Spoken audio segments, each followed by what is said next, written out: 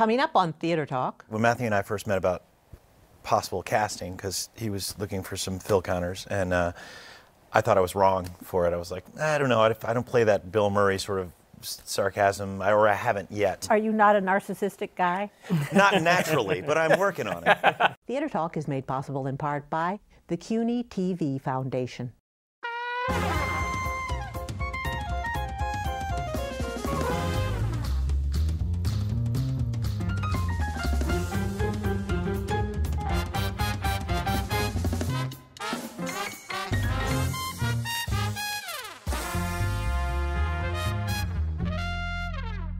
Okay, we're on in 3, 2. Once a year, the eyes of the nation turn to this tiny hamlet in western Pennsylvania to watch a master at work. Punxsutawney Phil, a groundhog.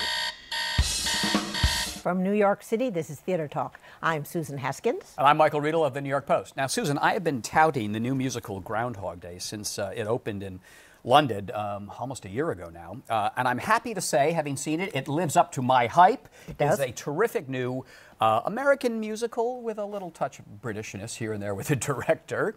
And the director is with us, Matthew Warchus, our old friend. Welcome back to Theater Talk.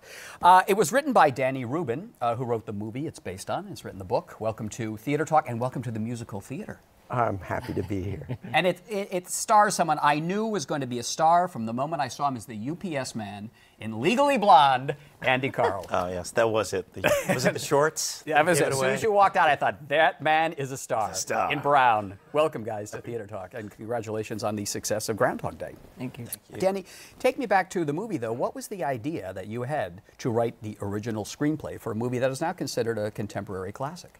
I was trying to come up with an idea for a movie, because that's what I do, and I was thinking about immortality. I was wondering if a person who did not seem to be able to grow up like along with everybody else, these Arrested Development kind of people, I thought, well, maybe they just haven't had enough time. What if they had more than one lifetime to work it out and grow up?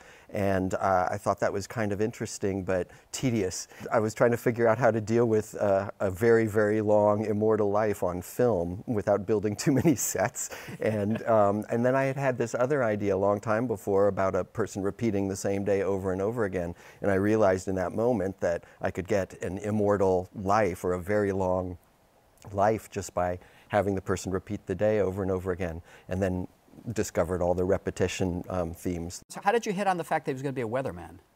Because that's the stroke of genius, that the Groundhog Day, the Bill Murray, the Andy Karl is a weatherman. There were a lot of ideas that came together very quickly, and the first thing I had to do when I got this idea, I thought, this is great, I have to just start writing, I just have to start writing. Which day does he repeat? Which day does he repeat? That's going to give me a lot of information. Mm-hmm. Is it a holiday? Is it a birthday, an anniversary? What's going on? I just opened the calendar, and the first holiday I came to was February 2nd, Groundhog Day. Really? And I thought, oh, that's a good idea, because I knew about Punxsutawney. Yeah. I knew it was a very small town. I knew they had this ceremony every year. And I figured the only way to get somebody really upset and frustrated in this situation was if he came from somewhere else. And I thought, well, who goes to Punxsutawney?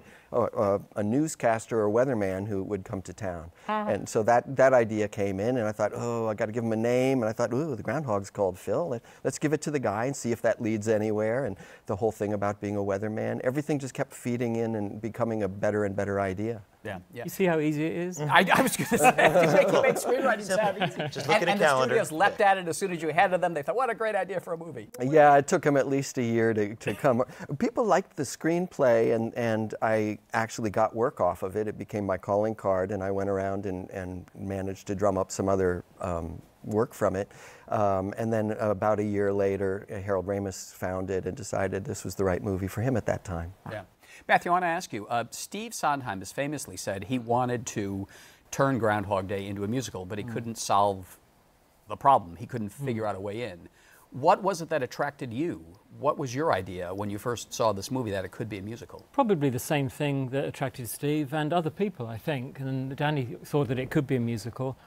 The ideas in it are big enough to sing about. You know, that's what it comes down to. It deals with such enormous things about time and trying to be the best version of yourself in the limited amount of time you have, and it sort of expands into this universe of of emotion and thought in such a tiny idea. I loved the film. It makes me laugh a lot, but things that make me laugh a lot aren't always enough. Mm-hmm. It makes me think a lot. It actually makes me cry as well. I find it very touching, very moving story.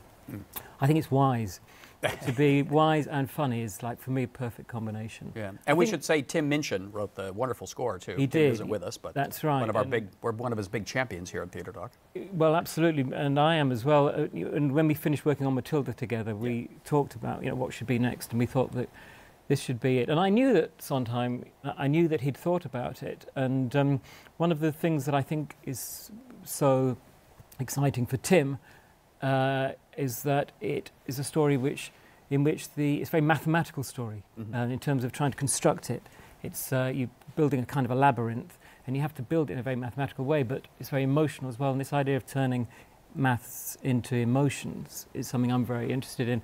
Tim is as well. I think Sondheim is as well. Yeah, absolutely. But it's a lot of work to do. Andy, you're playing the Bill Murray role, which is one of the iconic performances now. Do you not think about Bill Murray? Do you not watch Groundhog Day? Because you have given it your completely unique interpretation. I mean, it is not a Bill Murray facsimile. I think just the idea of the premise of the show is almost bigger than Bill Murray. Just the idea of it, but it was actually when Matthew and I first met about possible casting, because he was looking for some fill counters, and I thought I was wrong for it. I was like, I don't know, I don't play that Bill Murray sort of sarcasm, or I haven't yet. Are you not a narcissistic guy? Not naturally, but I'm working on it. It was one of those things where, only because my concept of, I'm going to have to play Bill Murray. I just finished playing Rocky in something. I don't know if it translates well.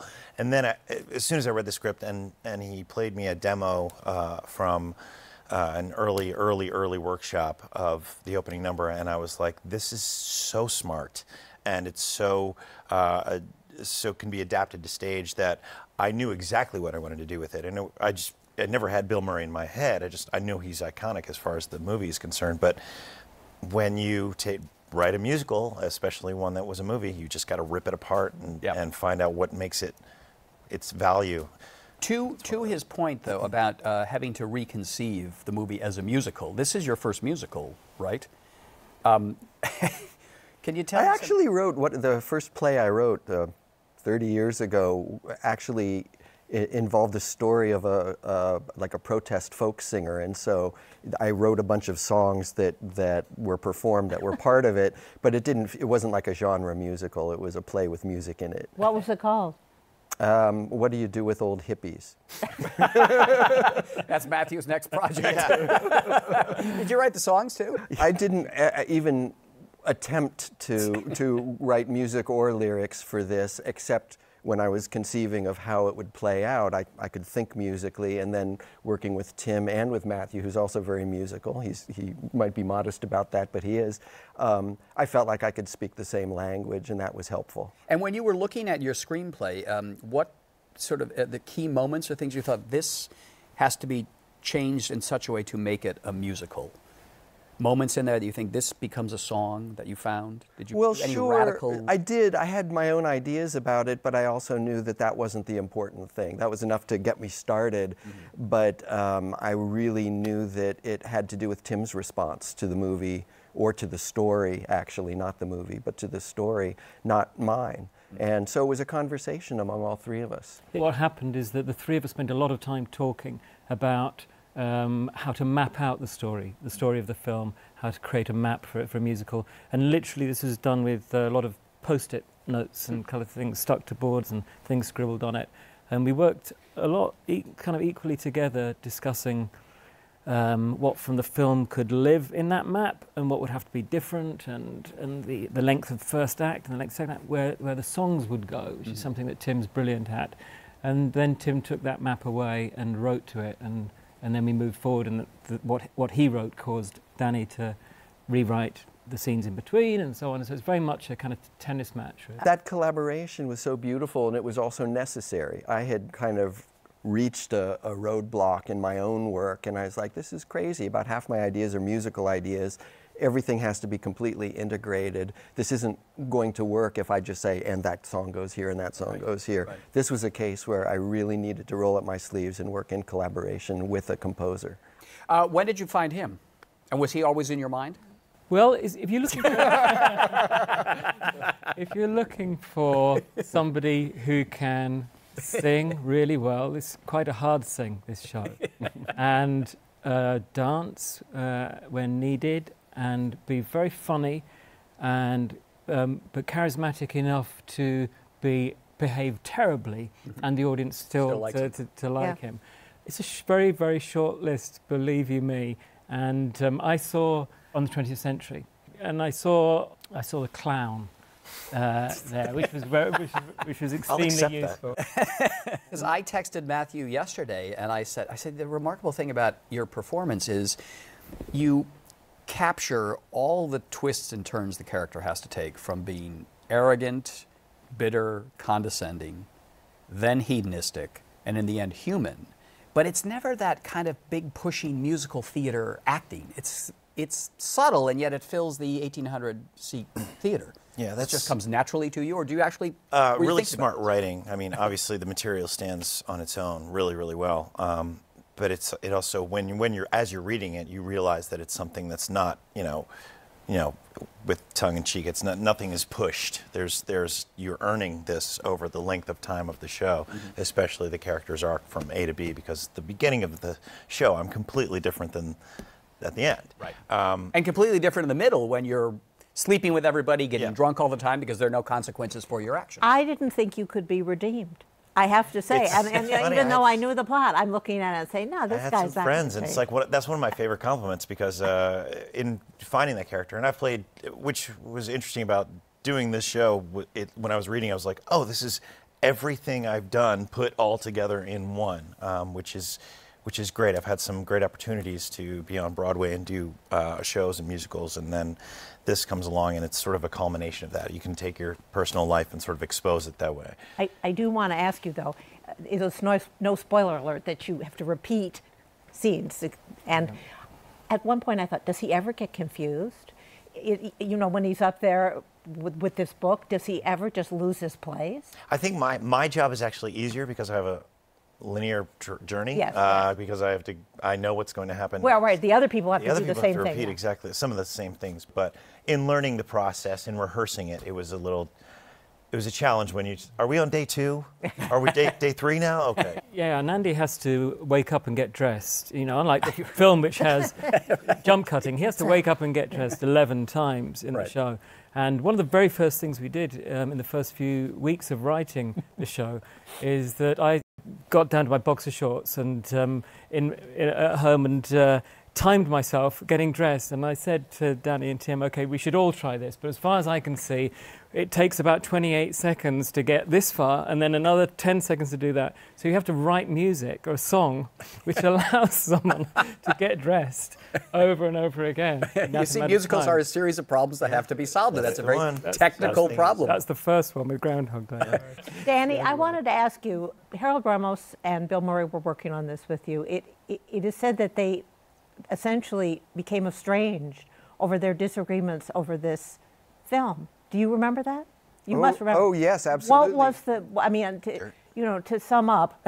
Neither of them told me, and I didn't ask. Did you feel it? I didn't. Oh, absolutely. I was with, it was 3 weeks before first day of photography, and Bill and I were in New York working on the script, and Harold was in Woodstock building sets, and he called up, and I picked up the phone. He says, let me talk to Bill. And Bill was like, I'm not here.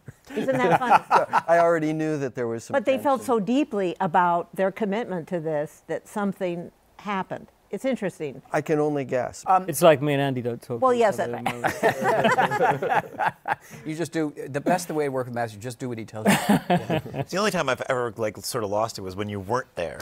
And there were snowballs being thrown at my head that had metal inside of them. I was like, no, we're not doing this. And then I felt bad, and I had to go apologize, but I never saw it. So. Well, it seems to be that the challenge, though, this Matthew, would be the repetition. I mean, you've got to set up everything, but if you want a musical to move along, you have to deal with this paradox of Yeah. repeating the same day and yet pushing it along. That must have been Yeah. a big challenge when you were Yeah. investigating this. Well, the first rule of, keeping an audience engaged is keep surprising them. Yeah. So if they think they know what's coming and they can predict it and it's the same as before, they lose interest. So you can actually never repeat yourself in the story about repetition. We use lots and lots of different techniques to try to surprise the audience. And of course, what we can lean on to a certain extent, and we do, is illusions, which are stage illusions. And there's a point, as you know, when Andy is somewhere and then he's over there suddenly, and then he's somewhere and he's over there again. And that was at a point in the story where we could have done a more natural, simple thing, but it would have been repetitive. We'd have seen it before. Mm-hmm. We can't take that amount of time. We've got to go as fast as possible. We've got to do the stage version of jump cuts. And really, Wonderful magic tricks. yeah, You're doing magic tricks, yeah. There's some great magic in it, and I think it was interesting brainstorming the story and working out at which point do the audience need a different bedroom. Does the bedroom need to change? Yeah, There's yeah. a point in the story where he breaks free. He realizes he is free, in the sense because there are no consequences, and then the bedroom set no longer appears in its full form. After that, it's fragments, and we're freer and looser with the staging. But surprising the audience is definitely, it's crucial for a musical. It's important any time, but you've got to give them a surprise every 3 minutes, really, something like that.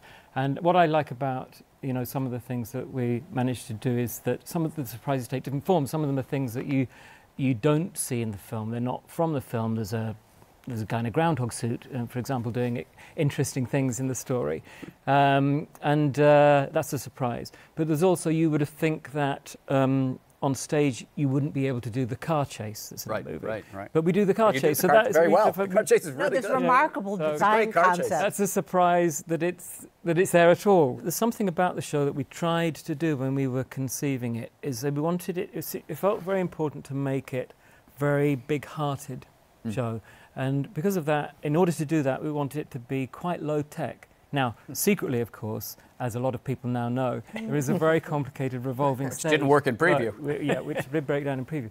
And but the trick is to try and hide that kind of technology. And on the playing on top of this revolving floor that sets and resets and rewinds underneath people, the company are pushing simple bits of furniture around and making rooms and making a diner, and there's a sort of idea in the design, Rob Howell's design, that every location is made up of many different parts, in the same way that a community is made up of many different people, or a man is made up of many different parts of himself. So this idea of a jigsaw puzzle and the lo-fi, hands-on, community, organic kind of world, rustic almost, storytelling, simple theatre storytelling techniques, that dictated the style. It's part of the meaning of the story, so that's the style that we want. And the car chase is kind of what, bone raku or stick puppets or something. I mean, it's so brilliant. There's like a little Julie Taymor sort of things There's going on miniature there. cars and there's people running along holding the miniature houses with lights on. It's got, I think, we wanted it to be, it's very deliberate to make sure it wasn't high tech, to try and get the charm and make it as warm-hearted as possible and as fun, as a piece of theatre. I thought a very interesting decision you made was to open the second act with the girl, Nancy, singing a song. And I thought, well, that is, because we don't know her as just this girl that he wants to sleep with. But all of a sudden, the song's very good, and she becomes a character and a human being. I'm interested to know why you decided to go that way. And I just want to say, I thought, they're giving Andy Carroll more time to rest. All right. No, I thought it was very. It's a Not very that she poignant- wasn't lovely. It's a very poignant song because it makes the townspeople have Well, that's more of a exactly dimension it. to them. What happened, well, we had as a goal, I had as a goal from the very beginning that we wanted to add dimension, not, first of all, to Rita character, but also to the townspeople as well. And one of the things that the audience gets through the first act, they're very focused on Phil, the same way Phil is very focused on Phil. Yeah.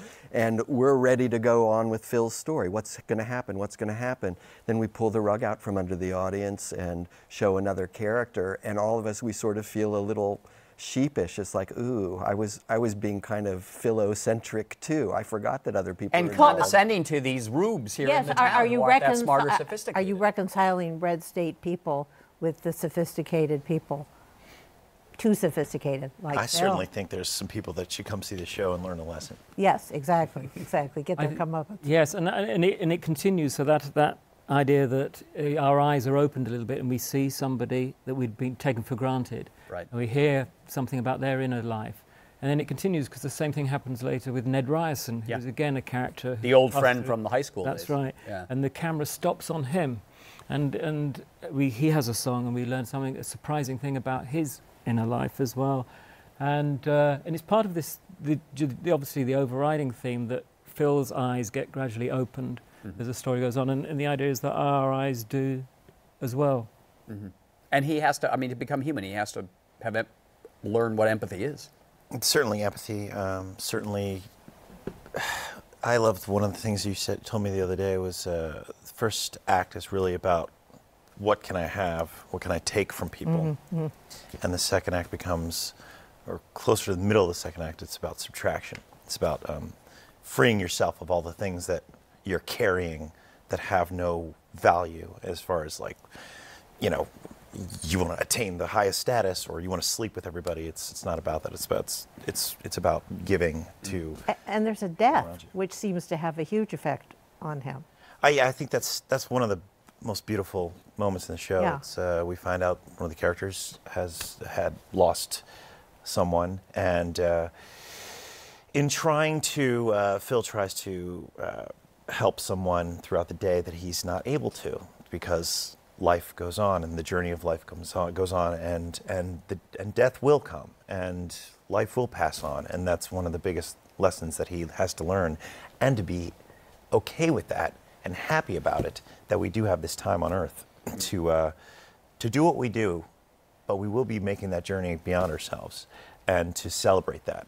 Do you back that up, Danny? Oh yes, and of course, and I'll also add that it's in the script, it's in the music, but Andy's performance is remarkable because he actually gets to that level of sincerity and level of truth that feels effortless and real, and that allows us to empathize with him. But what's more fun? Just Is it more fun gorgeous. playing the asshole or more fun playing the good guy? Oh, it's great being an. You really are having to fare thee well up there doing that in the first part of the show. It was that was the most difficult part. Is finding like, what's the jerk inside of me like, and really sort of sussing that out. And I found that in London a few times. Like, oh, I know what it is. And just being there, and then it's fun. It's fun because you get to earn the laughter despite of it. I actually think audiences want to see a jerk.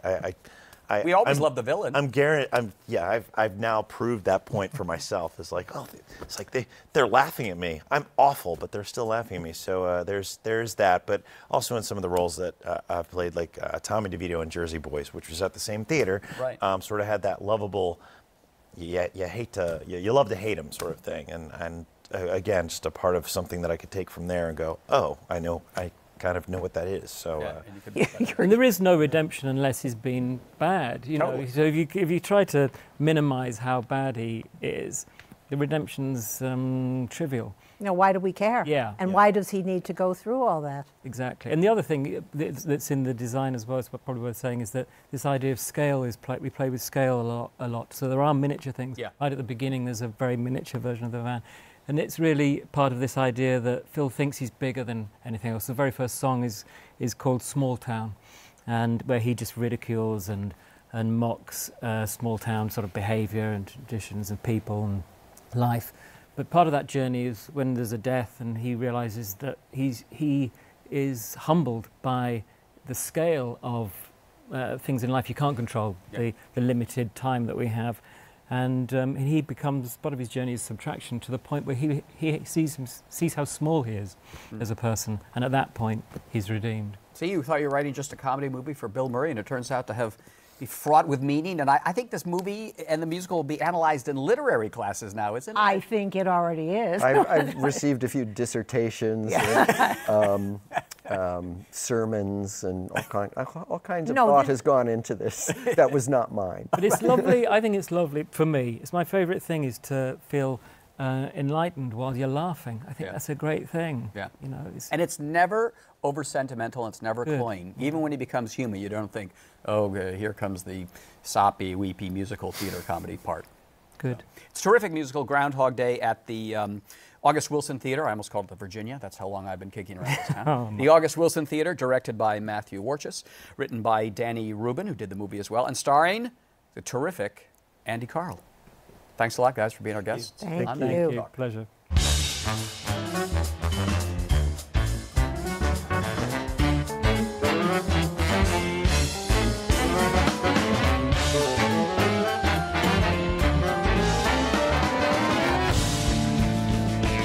If I had my time again, the things I'd handle better, I would send my unsent letters. If I had my time again, I'd open all the doors I'd never looked behind before, and the things I'd taste, the things I'd try. And the misery I could prevent. And I could make a lot of friends if I had my time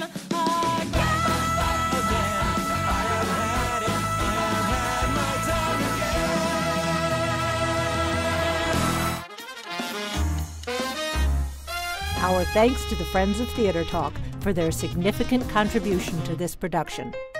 Theater Talk is made possible in part by the Frederick Lowe Foundation, the Corey and Bob Dinelli Charitable Fund, the Noel Coward Foundation, Carrie J. Fries, the Dorothy Strelson Foundation, and the New York City Department of Cultural Affairs. We welcome your questions or comments for Theater Talk. Thank you